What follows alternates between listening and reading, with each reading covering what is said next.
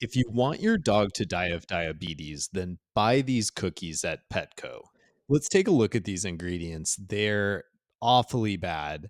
We start off, I mean, look, they're obviously not going to be super healthy, but we start off with wheat flour, definitely not something to feed a dog, but the really concerning ingredient here is actually these hydrogenated vegetable glycerides. Glycerides are another word for fat. So we have vegetable fat and we have hydrogenated vegetable fat. So that means that this is trans fat. This is just a very corporatized way of saying trans fat. Then we have powdered sugar, and then we have sugar, and then we have high fructose corn syrup, which is worse sugar. And then we have cornstarch caramel color, which is another word for a chemical linked to cancer. So if you've ever bought these at Petco, definitely don't buy them anymore. And you can just feed your dog Yum instead.